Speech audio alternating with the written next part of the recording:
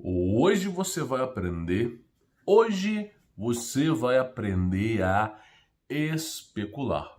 Porque a história que eu vou te contar não tem como eu comprovar. Eu preciso ser honesto com você. É preciso ter uma transparência entre nós dois. Então hoje eu vou falar sobre uma história que provavelmente você já ouviu. Você que é da velha guarda, provavelmente você assistia, os seus pais cantavam essas histórias para vocês, e simplesmente é uma coisa que tem a ver, tá, de modo indireto com os hebreus, né, da Bíblia, e tem a ver de modo direto com o mundo ancestral do passado e a riqueza dos detalhes. Provavelmente você que é brasileiro, me desculpa eu te falar isso, tenho que ser honesto, você foi doutrinado a não valorizar o seu país. Só que o Brasil é um país muito rico, rico até em culturas. Cultura essas que nós vamos falar hoje aqui, tá bom? Lembrando, claro, se você não conhece o meu trabalho, eu faço vídeos como esse aqui no YouTube. Você pode conhecer o meu trabalho através aí do Telegram, tá? E também tem o meu curso aí, que é um link na descrição. Fazendo o meu curso, você tem o meu suporte pessoal, você pode conversar diretamente comigo, tá? E eu ensino você até onde vai a toca do coelho do mundo empreendedor. Será que a gente tem que demorar 40 anos para comprar uma casa mesmo? Ou será que dá pra gente conseguir isso em pouco tempo? Então por lá, se você quiser empreender, tem um link aí na descrição. O que eu vou falar hoje para você? É um assunto especulativo, tá? Especulativo. Hoje eu vou falar para você sobre o folclore brasileiro. Provavelmente você já ouviu falar sobre isso aqui. E a arqueologia proibida. Porque é uma história alternativa à verdadeira história sobre esse folclore brasileiro. Tá bom? O que é esse folclore que eu vou falar para você? Você lembra que você assistia Sítio do Pica-Pau Amarelo lá na Rede Globo? Lembra disso? Então, essa foi uma idealização do Monteiro Lobato. As pessoas acreditam que Monteiro Lobato era uma pessoa que ficava escrevendo histórias. Só que Monteiro Lobato era uma pessoa bastante inteligente. Inclusive, eu vou falar sobre as conexões que ele tinha com pessoas de grande conhecimento aqui também, tá? Então, hoje eu vou falar para você em específico da Cuca. Você deve lembrar dela, daquela jacaré que andava com dois pés, formato humanoide, e que ficava tentando pegar lá o pessoal do Sítio do Pica-Pau Amarelo. Pois é, aquela história, ela foi baseada numa outra história, que foi baseado numa coisa que eu vou falar aqui agora, tá bom? Então hoje você vai entender um pouco mais sobre a riqueza da cultura brasileira. Olha só, primeiro, vamos falar de uma perspectiva, um mito, tá? Vamos falar sobre a Cuca. Como é que as pessoas enxergam a Cuca? As pessoas enxergam a Cuca como uma mulher idosa com formato de jacaré. É o que aparece na televisão, é o que as pessoas falam. Segundo, mora no subterrâneo, submundo, em solo brasileiro. Correto? A Cuca mora no subterrâneo, submundo, em solo brasileiro. E terceiro, rouba crianças desobedientes. Então, isso aqui é o que é relatado sobre a Cuca, né? Ela rouba crianças desobedientes. É claro que não é para fazer carinho, né? Todo mundo sabe muito bem para que ela rouba. E claro, vamos falar um pouco da perspectiva realista, uma especulação. Primeiro, ela é uma mulher idosa com formato de jacaré. Nós temos hoje conhecimento nos dias atuais para interpretar isso de uma outra forma. Nós podemos interpretar isso como uma reptiliana, tá bom? O reptiliano é um gene, tá? Que é metade homem, metade réptil. Ou uma mistura entre os dois. E como que isso um dia aconteceu, né? Nós vamos falar sobre isso. É um gene de Lúcifer, tá? Chamado aí, da sua classe, é o queruve, ok? Que é querubim. Termo correto é queruve. Vou explicar sobre isso. Como é que a Cuca pode ser uma reptiliana? Na história bíblica, eu não estou falando de outras crenças, apesar que tem indícios em outras crenças. Mas na história bíblica, Lúcifer não é o verdadeiro nome, tá? É Ra-Satã, mas Lúcifer, ele tentou Eva no Jardim do Éden, ok? E nas Bíblias convencionais fala que ele tentou Eva com um fruto proibido. E muitas vezes esse fruto proibido é uma maçã, né? Porém, eles deixam, né, um segredo meio oculto nisso. Quando você abre uma maçã no meio, né, a aparência de uma maçã parece o órgão feminino. Mas, na verdade, quando Lúcifer tentou Eva, ele simplesmente coabitou com Eva, né? E eles fizeram sexo, ok? O termo correto é esse. Nas Bíblias antigas, Eva descreve na Bíblia a seguinte frase: eu obtive um filho do varão. A tradução de varão é Baal. E Baal é um dos inúmeros nomes de Lúcifer. Ele tem uma porrada de nome que você não pode imaginar. Mas um dos nomes dele é Baal. Então ela fala, obtive um filho de Baal. Então por isso se cria a inimizade entre o homem e a serpente. Por conta disso, Lúcifer, ele é um anjo da classe queruve. Muitas vezes a história nos mostra que queruve é um anjo de várias asas, que é um posto acima no céu, com várias cabeças. Leão, touro, e daí vem Baal, vem homem e águia. Mas também, queruve, tá? É uma classe de anjos que são representados como serpentes aladas, como dragões, tá? As pessoas se limitam apenas a esse formato, que é um anjo com 4 cabeças, mas também pode ser representado como um anjo no formato de réptil, tá bom? Que é o que eu acredito no momento. Então, Lúcifer era um anjo no formato de réptil. Um anjo, muitas vezes, as pessoas descrevem como um ser espiritual. Porém, na própria Bíblia, diz que os santos sentinelas, de lá de cima, olharam para baixo, enamoraram das mulheres e decidiram coabitar com elas. Então você vê que um anjo não é só um ser espiritual. Ele pode ser representado como ser físico. E isso tem muita ligação com o que eu vou falar aqui agora. Que Lúcifer, habitando com Eva, deu origem a um filho chamado Caim, ok? Que é uma mistura, né, entre anjo e ser humano. E essa mistura deu origem ao que nós chamamos de reptiliano.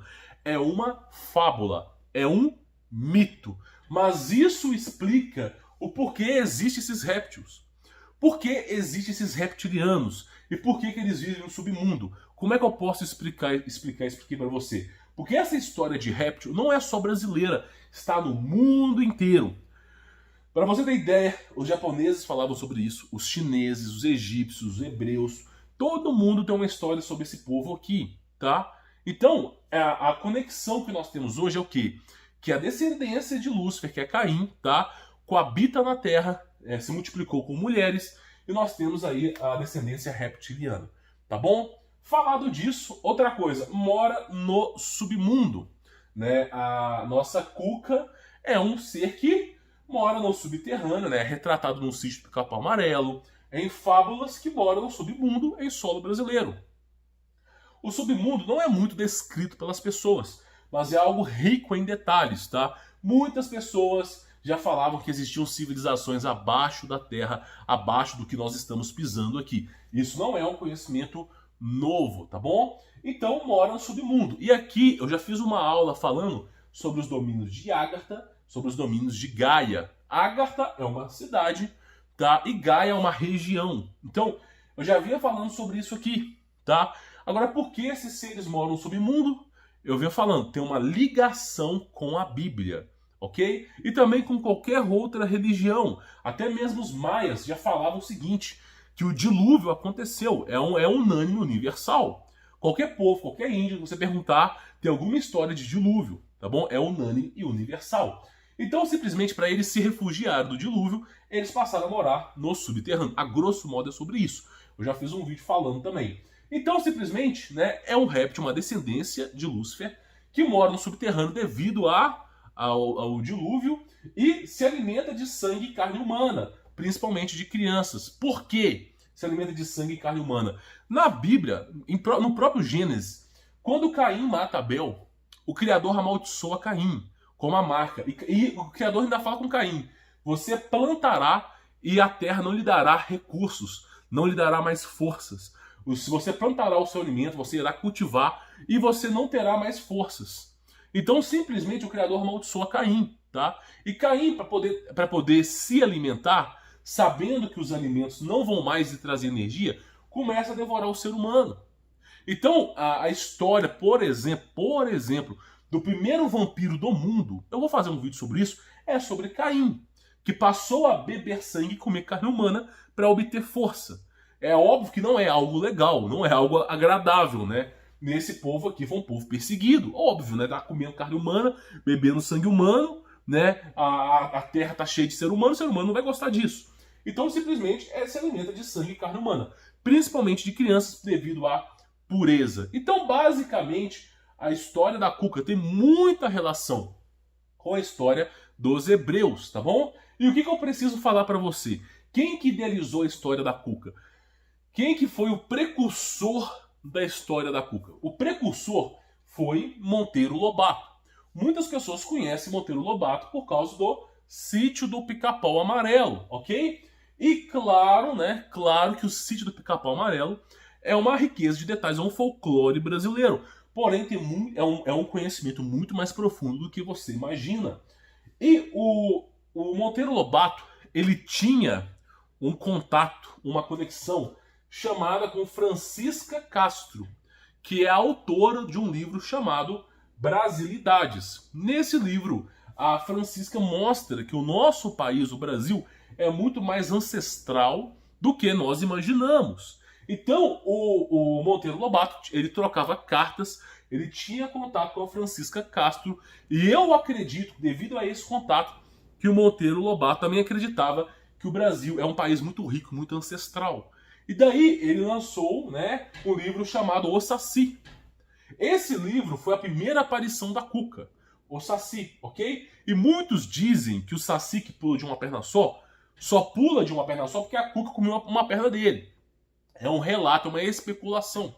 Então, simplesmente, o Monteiro Lobato, que foi o precursor, tinha um contato direto com Francisca Castro, que é autor do livro Brasilidades, e não só com Francisca Castro, como Gustavo Barroso, como outras pessoas daquela época, tá bom? Gustavo Barroso, por exemplo, escreveu vários e vários livros. Na minha visão, é simplesmente o maior autor de conhecimento profundo do Brasil de toda a história, tá bom? Então, assim, esse era o convívio dessas pessoas. Essas pessoas sabiam muito mais sobre o Brasil, sobre as riquezas, sobre o subsolo da terra, do que você possa imaginar um dia.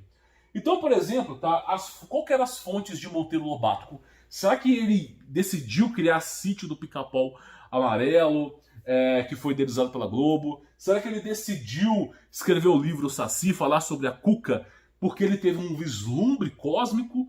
Ou será que ele foi procurar informação? O Monteiro Lobato, assim como todos nós, ele foi procurar informação, foi procurar saber sobre essas histórias.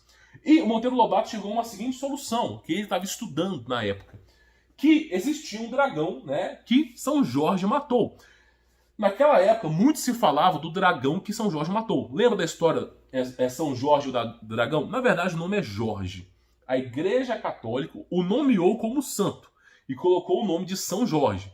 Eu vou retratar como São Jorge para ficar mais fácil de entendimento. Mas o nome dele é Jorge, tá bom? Então, muito se falava naquela época, tá? E até hoje se fala sobre o dragão que São Jorge matou.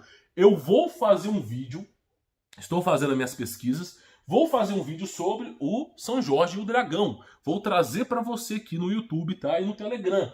Só que é o seguinte, esse dragão que São Jorge matou tem um nome. E qual que é o nome do dragão? Ele tem o quê? São 3 variantes, 3 variações de nome. Um deles, presta atenção, Coca. Você já ouviu a palavra chamada Coca? A palavra Coca, tá, era um dos nomes desse dragão que São Jorge matou. Tá? Outra palavra que era El Coco. Por que isso? Porque São Jorge matou um dragão, um lagarto gigante, formato humanoide, ok? Ele matou, mas não esse lagarto não é só um lagarto no mundo inteiro, e sim, era um relato de culturas antigas, inclusive os mexicanos, o pessoal da Argentina, que saía da terra do nada, tinha algumas grutas, e saía um povo esquisito de lá, geralmente um povo no formato de réptil. Então, muitas vezes, eles referenciavam esse povo com outros nomes. Por exemplo, El Coco. A palavra coco, não de coco que você toma, vem disso. Coca é uma palavra, cuca é outra palavra. Então a derivação para esse dragão que São Jorge matou é cuca, coca e el coco. Se não me falha a memória, el coco vem da língua espanhola, coca vem de Portugal, se não me falha a memória, e cuca vem do brasileiro. Mas é tudo a mesma coisa, tá bom? É um dragão que vive no subterrâneo, tá? Que São Jorge matou. Outra coisa, existe um forte relato, eu não me lembro o nome, se era em Portugal, no país de Portugal, mas é o seguinte, tem um feriado chamado Corpus Christi, tá? Que é a festa em ascensão da luta de São Jorge do Dragão. Então, Corpus Christi, na verdade, tá? Quando começou em Portugal, se não me falha a memória, posso estar errado, é uma festa que é comemorada porque São Jorge matou o dragão. E esse dragão é o dragão que o Monteiro Lobato usou para fazer o sítio do Pica-Pau Amarelo. Ele não falou assim, vou criar um jacaré, não. É porque ele viu, ele sabia que era um jacaré, um formato humanoide, e ele trouxe essa história para o Brasil. Apesar que já se existiam relatos desses jacarés no Brasil aqui também, tá? Então a etimologia, cuca, coca e el coco é a mesma variante para o dragão que São Jorge matou, que foi usado para o sítio do Pica-Pau Amarelo, tudo bem? Até aqui você entendeu. Existem algumas músicas de folclore brasileiro que relatam sobre isso, até mais antiga do que Monteiro Lobato. Porém, né, com o devido sucesso do sítio do Pica-Pau Amarelo, Monteiro Lobato acabou ficando o idealizador do folclore brasileiro. Só que o folclore brasileiro é muito mais antigo, tá bom? Então nós temos a música A Cuca Te Pega, né? Cuidado com a cuca, que a cuca te pega daqui, te pega de lá. É uma música folclore brasileira. Pra quê? Para ensinar a criançada a tomar cuidado com esses seres que ficavam andando, né? Toma cuidado com a cuca lá, cuidado com a cuca te pega daqui, te pega de lá. Então já era uma música assim inventada no Brasil na época antiga, tá? Para os caras ficarem longe desses seres, fica longe desse ser, tá? E geralmente a música é o que fica na cabeça, né? Você não esquece, né? Então outra coisa, uma música muito antiga que era para criança mais nova ainda. Nana neném que a cuca vem pegar. Papai foi pra roça, mamãe foi trabalhar. Então é terrível. Quem inventou essa música talvez seja uma pessoa que goste de ver a dor do próximo, né? Mas Nana neném que a cuca vem pegar também é uma música de folclore brasileiro que retrata sobre esses seres. Esses seres, esses répteis aí, eles não conseguem viver do solo, do alimento que é plantado. Eles têm com eles a maldição de Caim. Eles não conseguem sobreviver do alimento da terra. Então eles têm que o quê? Ficar bebendo sangue, comendo carne humana. É claro que é um mito, é uma fábula, é um folclore, uma especulação. Mas isso explica por que esses seres comem carne humana. Tá? Isso também explica, entre aspas, uma especulação, o desaparecimento de muitas pessoas. Tá? Porque esses seres precisam de carne e sangue humano. Tá bom? Então nós falamos sobre isso, tá? Vamos falar um pouco sobre a classe de querube de Lúcifer, que deu origem ao reptiliano, tá? A gente tem a etimologia que é um anjo de quatro rostos, né? Touro, homem, leão e águia. Lúcifer é representado como a cultura japonesa, como a serpente alada, dragão, né? A serpente alada. Nós tivemos Caim e Cuca é uma história bíblica, exatamente. Então o que você precisa entender até agora? Para a gente poder finalizar o vídeo, o que você precisa entender? Muitas vezes, a verdade está na nossa cara. A verdade está na nossa cara. E a gente acha que aquilo ali é uma fábula. Nossa, Monteiro Lobato criou uma história a respeito de Cuca, não sei o quê. Que história bonita, não sei o quê. Bonita não, né? Entre aspas. Mas, criou a história. Não criou. Ele estava pesquisando. Assim como Francisca, como Gustavo Barroso, e o cara entendeu logo de cara que esses seres existiam. E para poder, numa tentativa de fazer com que as pessoas não fiquem tão vibradas nisso, começou a criar histórias. Toda vez que você tem um caso muito famoso, esse caso se torna história, se torna fábula. Por exemplo, ET de Varginha, né? É uma coisa que aconteceu muito forte, mas com o passar dos anos, aquilo ali virou história para churrasco, virou folclore, virou fábula, virou mito. Mas não quer dizer que virou fábula, virou mito, que no passado não existia. Não quer dizer que São Jorge matou o dragão, que eu vou falar sobre isso, no passado, que é um folclore, que não aconteceu. Né? A gente tem que ter a mente aberta para tentar entender o todo, para tentar entender o que aconteceu. Então, Cuca, na verdade, segundo aqui as pesquisas de Monteiro Lobato, tá? Que ele originou, era o dragão que São Jorge matou. Cuca, Coca, El Coco. E simplesmente esse dragão, na verdade, era um réptil. É uma maneira literal de falar, ó, matou um dragão. Nossa, que história bonita, né? Mas eu não acredito que foi um dragão. Eu não acredito que um homem, num cavalo, matou um dragão que tem até uns 50 metros de comprimento. Eu acredito que matou foi um réptil. Ficou muito famoso, né? Talvez um general de guerra, sei lá, que ele matou lá. Mas eu não acho que foi imenso, não. Até porque as fotos da Igreja Católica, que são retratadas sobre São Jorge, mostram um dragão de no máximo 2, 3 metros. Não mostra algo colossal, tá bom? Então, assim, que nesse momento agora que eu estou estudando, eu penso nisso, tá? Mas a gente já entende que Cuca não é um ser que é uma fábula. Sim, esses seres podem ainda existir. E esses seres podem estar vivendo abaixo da gente mesmo. Tem que tomar cuidado. Por exemplo, no Brasil, tem uma cachoeira, uma gruta chamada, acho que é Toca do Diabo, alguma coisa desse gênero. Ninguém colocou o nome lá à toa. Vou colocar esse nome aqui à toa. Não, é porque realmente as coisas que saíram de lá não eram coisas boas. Então, assim, o que nós falamos de mito, o que nós desmerecemos, né, os povos antigos, os caras já ficavam alerta, ó, esses seres aqui você tem que tomar cuidado, esses seres aqui não sei o quê. Inclusive a Cuca, tá? Ela é retratada por o misticismo como bruxa, né? Como uma bruxa, alguém que fazia feitiçaria, tá? Então esse povo reptiliano, eles têm aí os segredinhos que eles fazem aí, que na época era interpretado como bruxaria, tá? Porém, o que eu tenho que te falar, sim, bruxaria, tá? Eu concordo, mas eu tenho que te falar que esses seres aqui são evoluídos, tá? Como é que eu posso explicar isso para você? Olha só, você tem que entender que esses povos antigos, esses répteis que se abrigaram no subsolo, eles se abrigaram no subsolo por conta da era pré-diluviana, que aconteceu o dilúvio, houve uma guerra nos céus, uma outra guerra, erradicaram todo o povo em cima, só sobrou a família de Noé, tá? Então o que aconteceu? Esses povos antigos foram se abrigar no subsolo.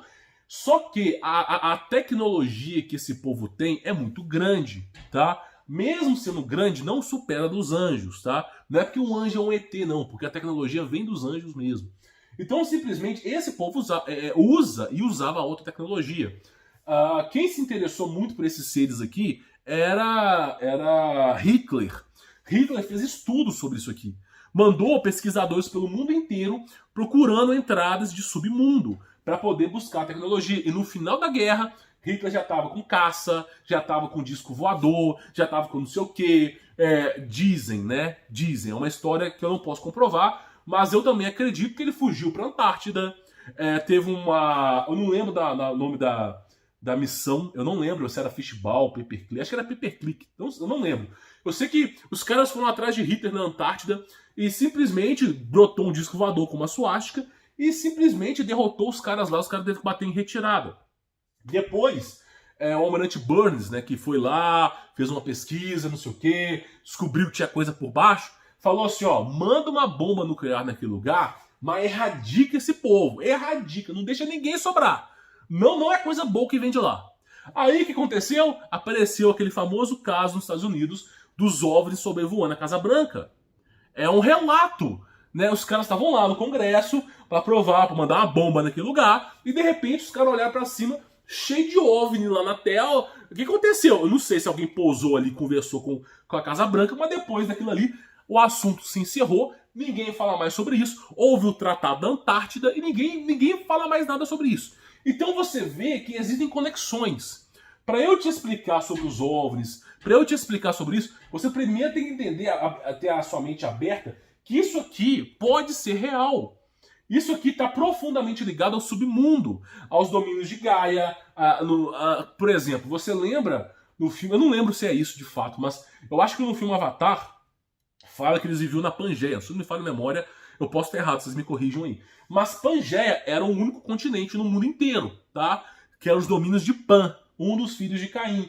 Aí depois desse reset, desse dilúvio, né, as coisas mudaram. Esse povo foi se abrigar em Gaia, os domínios de baixo, tá bom? Então assim, pessoal, é uma história que parece algo de outro mundo, mas que tem conexões com a realidade. Por exemplo, esse povo que é reptiliano aí, tem histórias pra tudo quanto é lado. Tem história. Se eu ficar falando sobre fábula antiga aqui, eu acho que eu faço uns 1000 vídeos. Sem brincadeira. Cada hora aparece um. Essa aqui é do Brasil, ó. A Cuca, que é um jacaré humanoide que vive no submundo e tenta sequestrar o ser humano para comer, é uma história antiga no Brasil. Não é nova. Esse aqui é muito antigo. Tá? Só não usava o nome Cuca, mas era um réptil. E depois foi virando uma fábula, virando um conto de história, virando não sei o quê, um mito, que virou história de churrasco. Mas, no começo, era algo terrível. Os caras iam trabalhar na fazenda, tinha que ter guarda, porque não sabia, ó, tem uns caras aí, ó, deixa eu te contar um negócio, tem um ser aí que parece um réptil, você fica com uma espada e uma lança na mão e não deixa entrar. Era mais ou menos isso. Só que foi passando o tempo, a coisa foi mudando, né? E deu no que deu, virou fábula. Mas eu não acredito que possa ser real. É especulativo? É. Tem como eu comprovar? Não, não tem como eu comprovar. É algo que eu vou ter que falar que é fábula. Infelizmente eu tenho que ser realista. Não, é um mito, é uma fábula, uma mitologia, mas é uma conexão, né? Então você vê essas conexões. E tudo começa com pecado no mundo. Não é porque eu sou... Vou dar um exemplo, tá? Não é porque eu creio na Bíblia que eu estou conectando tudo com a Bíblia, não, tá? Se você pegar, por exemplo, se não me falha a memória, tem uma religião que não é o Alcorão, é outra religião que fala sobre Lúcifer também, que teve uns seres. Tem uma história na Índia que fala sobre isso, tem uma história... Mas são conexões, tá? São conexões. A Bíblia, na verdade, no meu ver, pelo menos o Antigo Testamento, é um diário de bordo de tudo que estava acontecendo. Principalmente com o Gênesis, né? Tem um livro chamado A Caverna dos Tesouros, né? De Adão e Eva, que fala sobre isso aqui, ó. O início dessa história aqui, ó. Caim criando cidades, coabitando com várias mulheres, né? Cara, foi coisas terríveis no passado. Então nós temos que tentar dar valor ao conhecimento passado. Se nós aprendermos o que os povos antigos sabiam, nós não vamos cair novamente no conto do vigário. Quando você sabe o que vai vir, é muito difícil de você cair no conto do vigário, que é a mesma coisa sempre, sempre, sempre.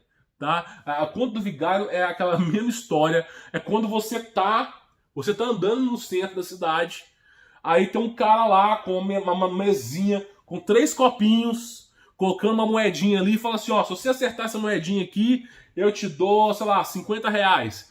Mas você tem que investir 2 ou investir 10, sei lá quanto que o cara vai te oferecer. Aí o cara fica mexendo aquilo ali, ninguém acerta. Aí quando o cara tira os 3 copos, se for pra tirar, cadê a moeda? O cara sumiu com a moeda na mão. Foi tão rápido ali que você não viu a moeda. Então você nunca vai acertar. É um conto vigário. Cada hora pega um trouxa ali. Essa é a história correta. Então se você acha que, por exemplo, aquilo ali é um folclore, eu não vou dar valor àquilo ali.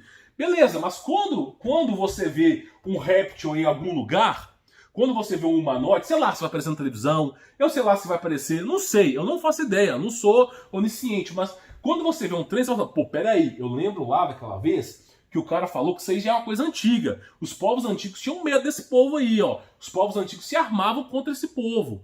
Inclusive teve guerras, teve lutas, né? Inclusive, eu não vou falar sobre a Guerra Santa, um dia eu falo sobre isso, mas teve guerras, os caras lutaram contra esses seres aqui. Né? Então, peraí, será que esses seres são tão bons assim? Por que o ser humano está sempre lutando contra eles? Então você não vai cair no conto do vigário. Essa é a profundidade do conhecimento que eu estou tentando passar para vocês. Tá bom? Bom, por hoje é isso. É um conhecimento muito bacana, é um folclore brasileiro. Espero que você tenha aprendido, tá? É uma sabedoria antiga, ancestral, mas que te mostra a riqueza do teu país, a riqueza da cultura brasileira, que nós não devemos desmerecer, tá bom? Lembrando que eu também estou no Telegram, assim como no YouTube, tá? Eu vou até onde o YouTube deixar, mas eu também estou no Telegram. Eu tenho um site também, daqui para frente eu vou começar a divulgar o site, que eu vou falar sobre esses assuntos aqui. Em breve vou trazer mais novidades sobre esses assuntos aqui. E também, né, não deixe de falar do meu treinamento.